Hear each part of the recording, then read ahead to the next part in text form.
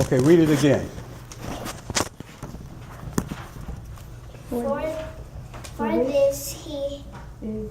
this is he that was spoken of the prophet Isaiah, saying, of the voice of one crying in the wilderness, prepare ye the way of the Lord, make his paths straight. Okay. Thank you. Oh, go ahead. He's still here. It's okay, go ahead. The part to remember is this. Prepare the way for the Lord. Make straight paths for him. Say this with me. Prepare the way of the Lord. Make straight the paths for him. Prepare the way of the Lord. Prepare the way of who? The Lord. Make Straight the for him. okay. That's the part that I want you to remember. Okay? I didn't mean for it to be way up there. That was for Lauren. How many of you know that the Spirit of the Lord is here? And if you really, thank you, and if you really have been paying attention, a lot of things that he says here are repeated when we go different places. Yesterday, we had the whole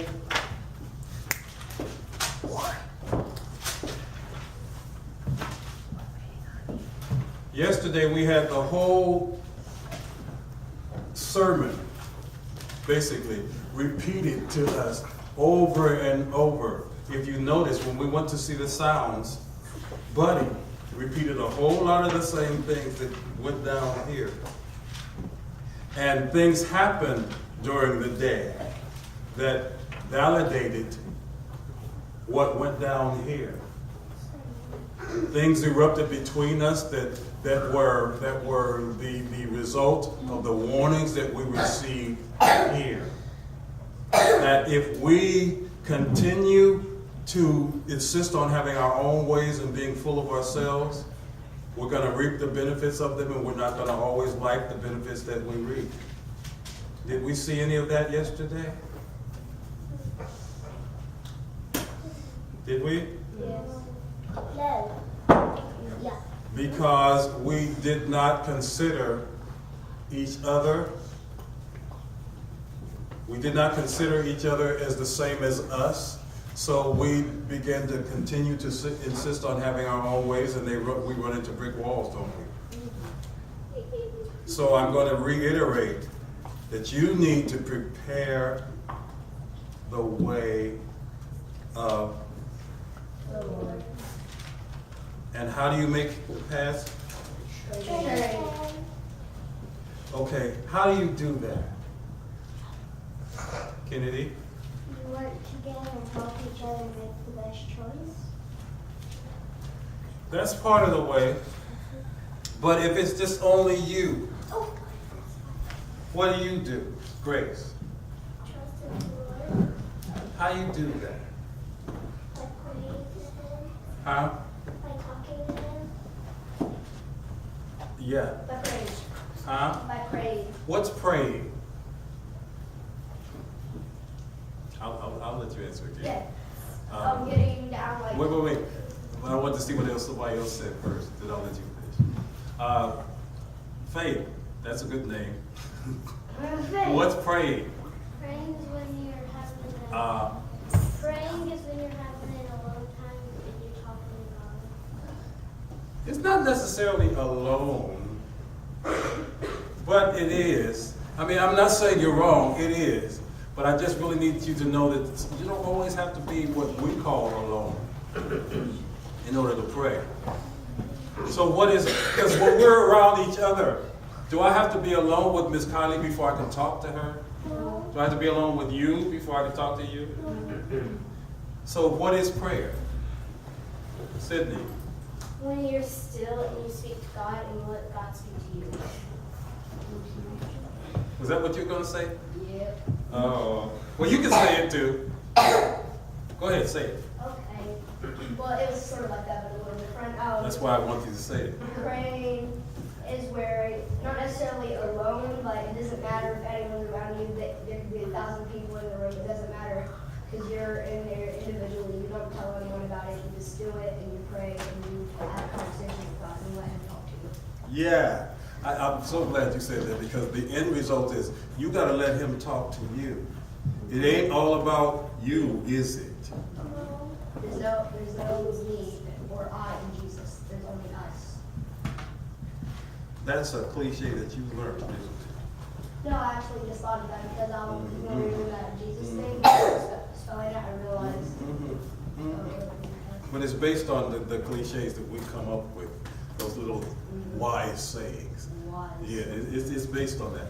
So, but I'm not saying that's bad or that's wrong, but I just noticed that you're able to do that and take something and find and I can use it. Just like what we did with team the other day. That together, everyone always moves. How? Together.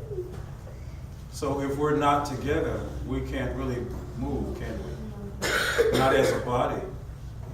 We can try to think we're moving as individuals, but I'm telling you, I'm not forgetting you. I'm sorry. No, you're fine. Okay. No, you're fine. Okay. But we have individual parts, but they are connected, aren't they? Aren't they? Is my fingernail connected to my elbow? No. Yes. Yes. You're right. Even though it may not understand that, it is. There are connections all along the way which connects this to that. So if I do something to this, is this going to respond or is this going to be affected? Yes. Let me ask you another question. If I did this, oh! Oh, yeah. What part of me responded?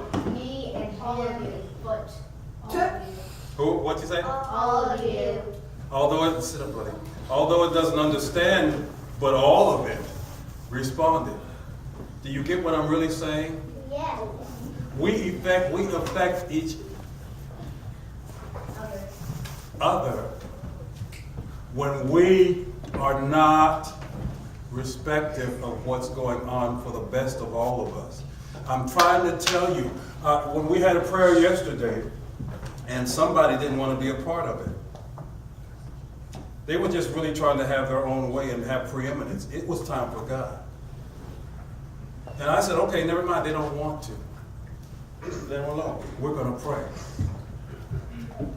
But I said that to say this. You guys don't need to play with your time. Because at any given moment, that could be your last moment that you do anything. You don't know. And it's not time to play with that. We can't really be so full of ourselves that we don't consider the warnings that are coming up. We received a lot of warnings about a lot of things yesterday. Yesterday I had to steal away and just go pray. And people were like, what's wrong with CJ? But the Lord was impressing on me that it's time to really get serious because we've been disobedient in a lot of ways. We disobey, we disrespect. We're learning about it subjectively, but we're not objectively being it or doing it. And there are ramifications for everything you sow. Everything you sow, there are ramifications of it, whether you're young or old. God cannot play respect of persons.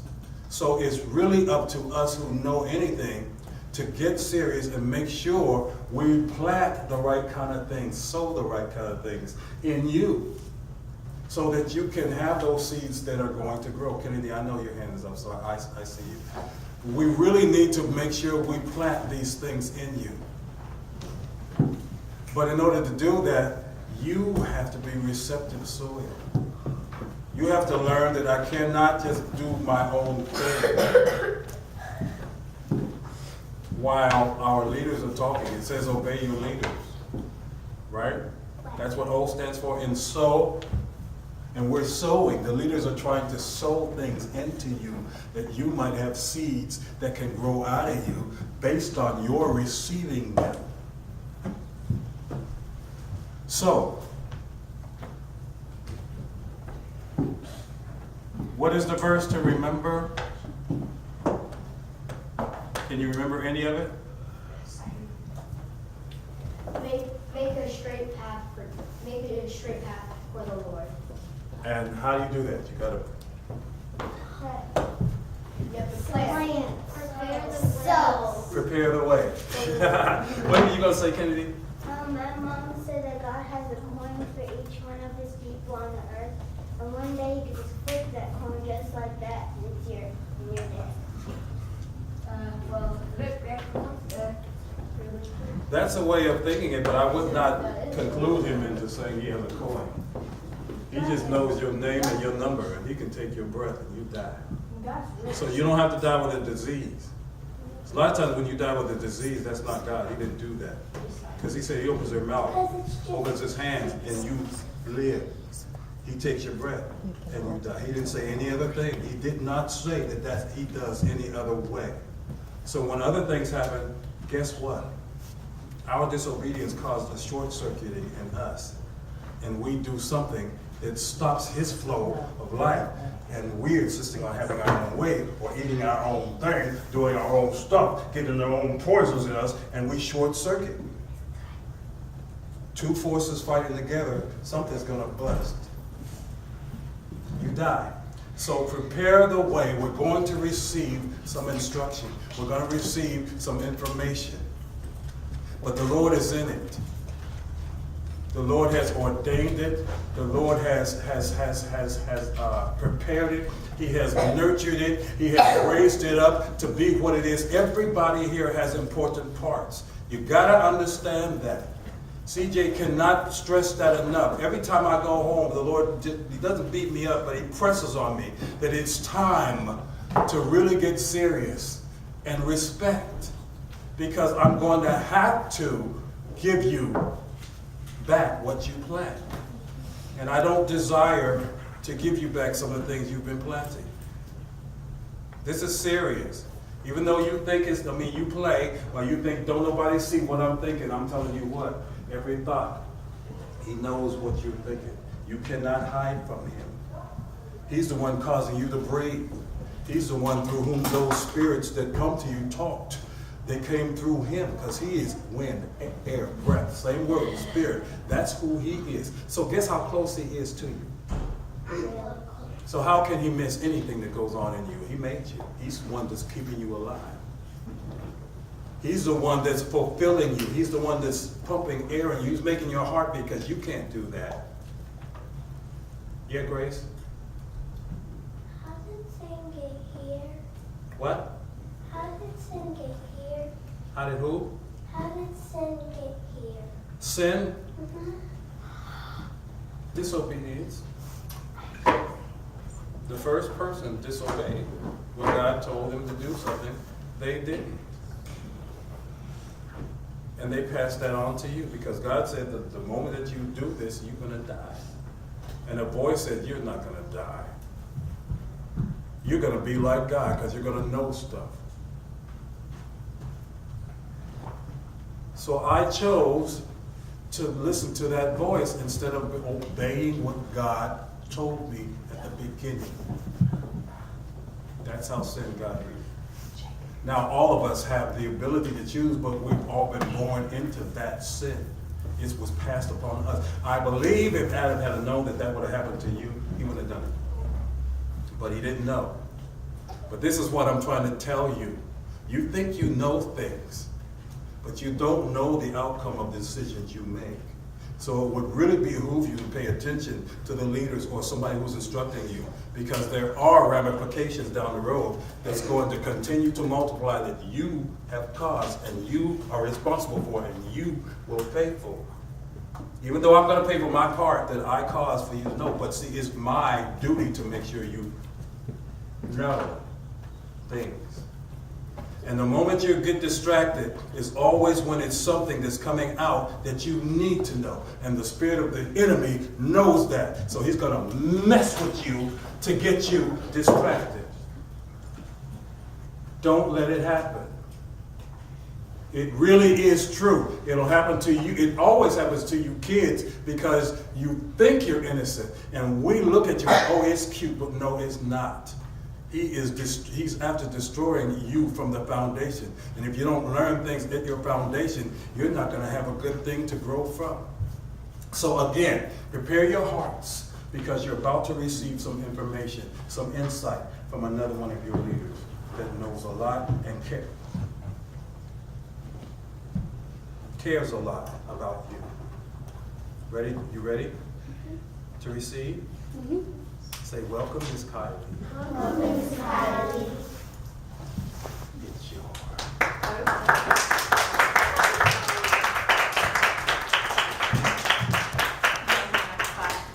yours.